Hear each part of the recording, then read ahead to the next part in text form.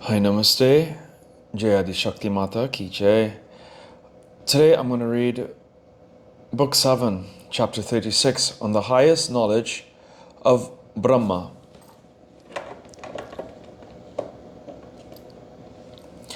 Om Vakratuna Mahakaya Surya Koti Samapurna.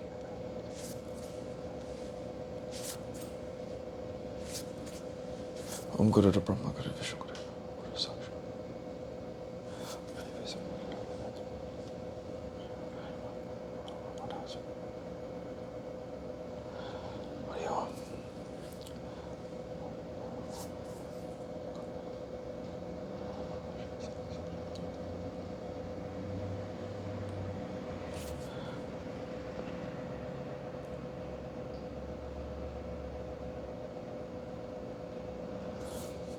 Hari Om Tat Sat. Sri Devi said, O Himalayas, thus making one's own self attached to the yoga by the above mentioned process, and sitting on a yoga posture, one should meditate on my Brahma nature with an unfeigned devotion. How the knowledge of that formless existence and imperishable Brahman arises now here. He is manifest, near, yea, even moving in the hearts of all beings. He is the well-knowing highest goal. Know that all this, whatever, walking, dreaming, or sleeping, which moves, breathes, or blinks, is founded on him. He is the higher than being and non-being, higher than the wisdom. He is the best object of adoration for all creatures. He is brilliant, smaller than the smallest, and in him the worlds are founded and the rulers thereof. He is the imperishable Brahman. He is the creator, life, the revealer of sacred knowledge, speech, and omniscient, or the cosmic mind. This is the truth. He is immortal. O Soumya, know that he is the target to be hit. Note, the words higher than wisdom mean higher than Brahma. Brahma is the highest of all jivas. Higher than Brahma means higher than all creatures. The word Vijnana, denotes Brahma, as we find in the following speech of Brahma in the Bhagavatam Purana.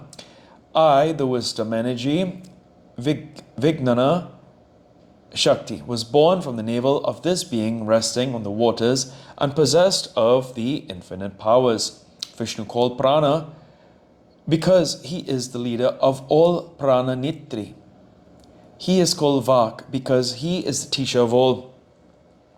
Vishnu is called Manas because he is the advisor of all Mantri. He is the controller of all the jivas. The third verse lays down that Brahman is to be meditated upon, or that the manana should be performed, as the second verse teaches that dhyana, or concentration, also is necessary. Take hold of the mystic name as the bow, and know that the Brahman is... I'll read that again. Take hold of the mystic name as the bow, and know that the Brahman is the aim to be hit. Put on this the great weapon, Om, Aum, the arrow of the mind sharpened by meditation. Withdraw thyself from all objects, and with the mind absorbed in the idea of Brahman, hit the aim. For know, O Soumya, that imperishable alone to be the mark.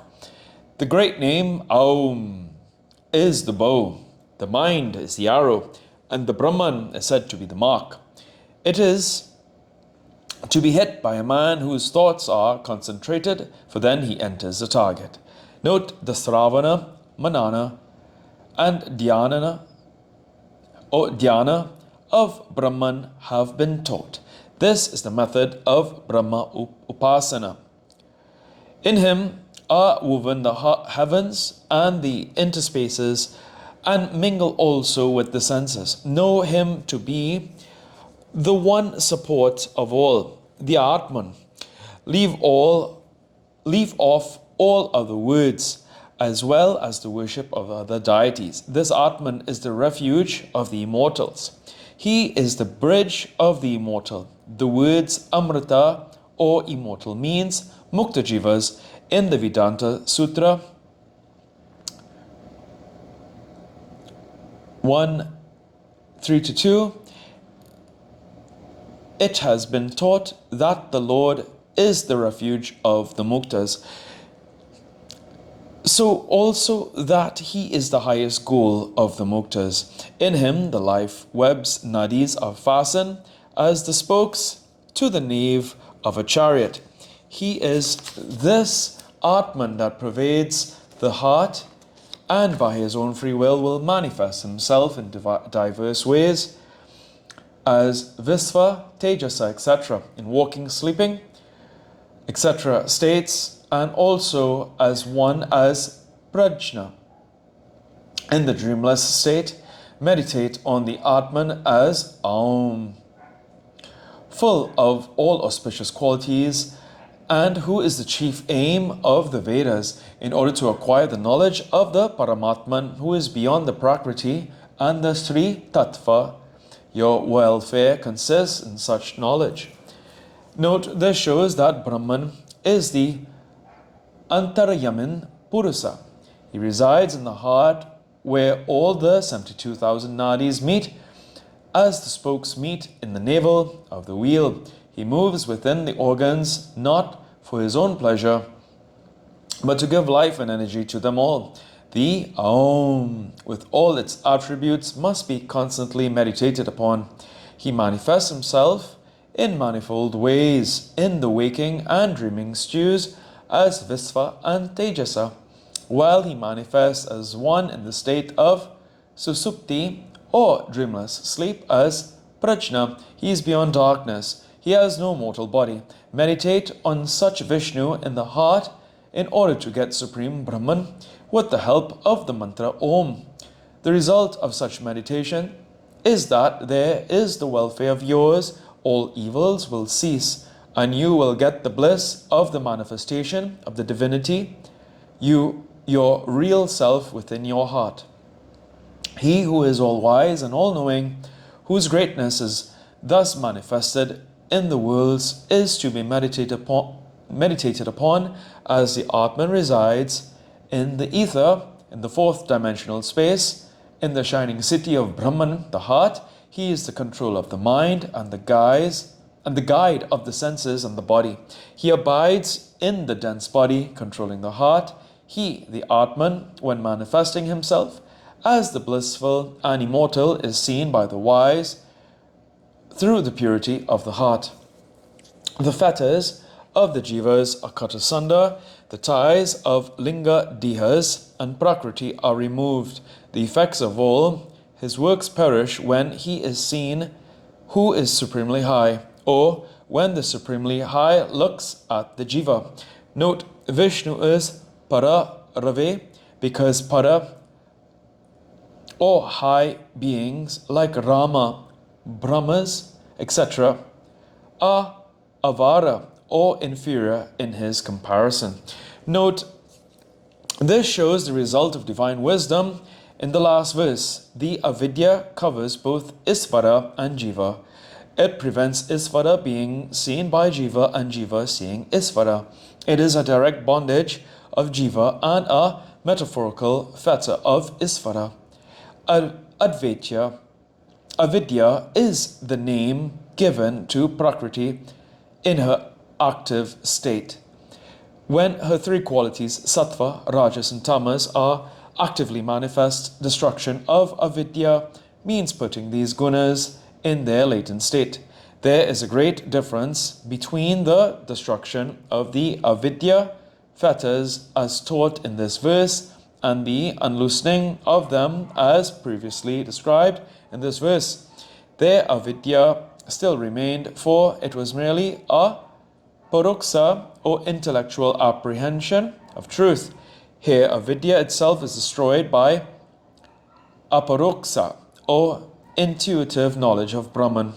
The bonds are 5. The lowest is the avidya bond, then the linga diha, bond. Then the Paramachadaka Prakriti bond, the Kama bond, and the Karma bond. When all these bonds are destroyed, then the Jnani goes by the path of light to the Santamka Loka. Before proceeding further, all have to salute the Sisumara, the dweller on the threshold, the hub of the universe. Thus, the Sisumara literally means the infant killer and means the porpoise and is the name of a constellation in the north near the pole. It corresponds perhaps with the Draco or the Ursa Minor. For a fuller description of it, see Bhagam Purana, Book 5, Chapter 23. Bhagam Purana, Book 5, Chapter 23. Here, it is a mystical reference to a being of an exalted order, which every Jnani passes by in his way beyond this universe. It may correspond with the ring pass not of the secret doctrine. It is the name of Hari, also as we find the following verse, the Supreme Hari, the support of infinity of worlds, and who is called Sisumara, is saluted by all knowers of Brahma and their way to the Supreme God. The Brahman called Sisumaram, free from all passions and parts, manifests in the external world in the highest golden sheath, the cosmic egg. That is pure, that is the highest of lights. It is that which the knowers of Atman know. Note, he is the center of the cosmic as Sisumara, the light of all cosmic suns. He is even in the center of all sun and illuminating all planets. In the first respect, he is meditated upon as Sisumara, and in the second as Gayatri. Note, in man, the Brahman manifests in the heart or the auric egg, called the city of Brahman. In the universe, he manifests himself in the cosmic egg, called the golden sheath. These are the two places where Brahman may be meditated upon. This verse had been explained in two different ways. First, as applying to Susumara, and secondly, as teaching how to meditate on Narayana in the sun. The golden sheath would then mean the solar sphere. The supremely high Brahman resides in the excellent golden sheath. He is pure and without parts. The sun does not shine there in his presence, nor the moon and the stars, for his light is greater than theirs. They appear as if dark in that effulgence, like the candle light in the sun. Nor do these lightnings, and much less this fire, shine there. When he shines, everything shines after him. By his light, all this becomes manifest. Him, the sun, does not illumine, nor the moon and the stars, nor do these lightnings, much less this fire, illumines him. When he illumines all, the sun, etc., then they shine after him. With his light, this whole universe reveals his light. It is his light, and its light is his. Note, the sun, etc., do not illumine him. I cannot make him manifest. The eternally free is verily this Brahman only. He is in the west, in the north and the south, in the zenith and the nadir. The Brahman alone is he who pervades all directions. This Brahman alone is it who pervades. This Brahman alone is the full that exists in all time, the eternity. The Brahman is the best. This Idam, Brahman, is alone the Visvam, or infinity, or full, Purnam. This alone is the best, the highest of all. As the word Idam is used several times in this verse, It qualifies the word Brahman and not Visvam. Note the Brahman was taught to be meditated upon fully in the heart and the Hiranmaya kosa. But least one should mistake that he is thus limited in those two places. One is to infer that they are selected as the best.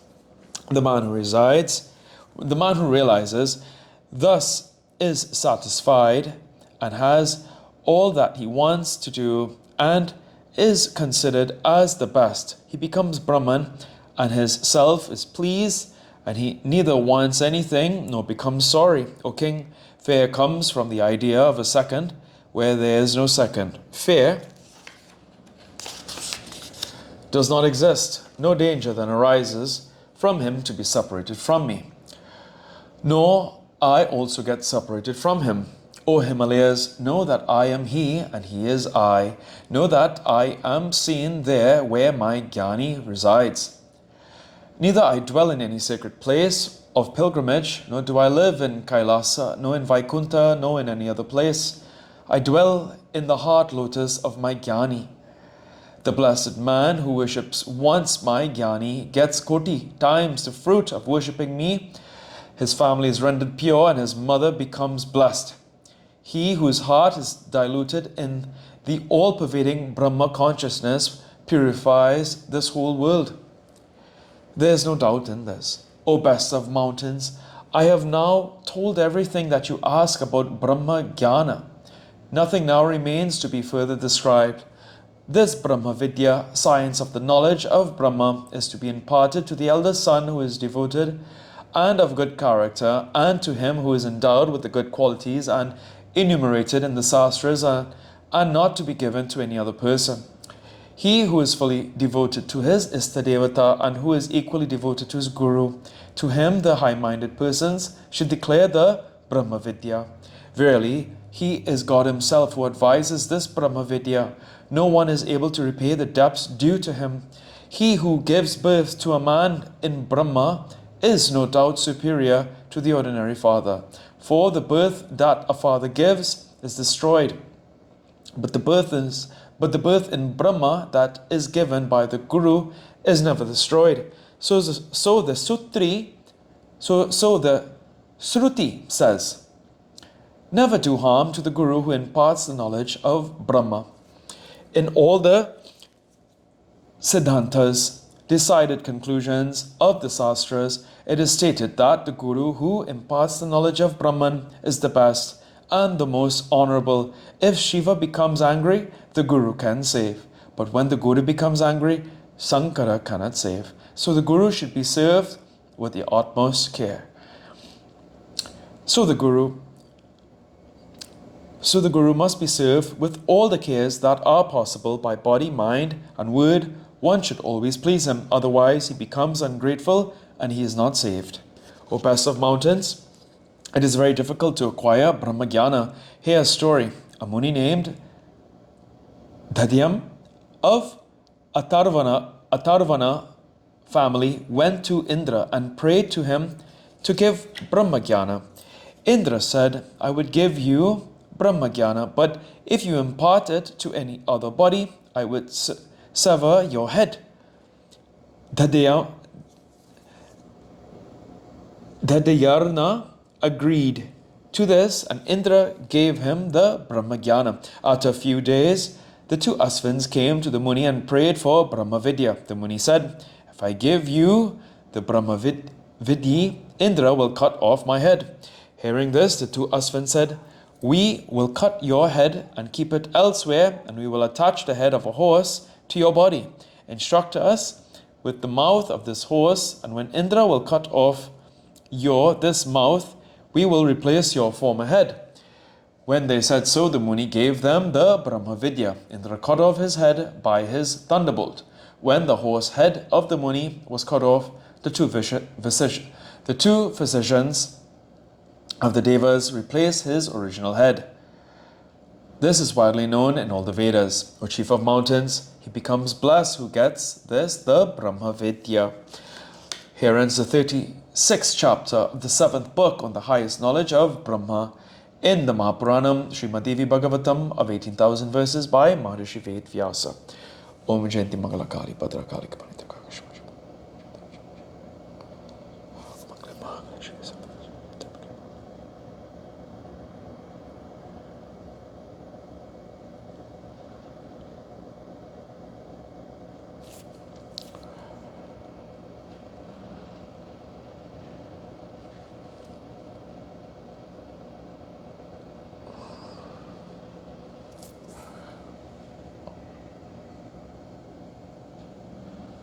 Om Tuya Mata Chapital Tuya, Tuya Bandusha Chasakatuya, Tuya Vidya Dravinam Tuya. So that's it. Jai Adi Shakti Mata Ki Jai.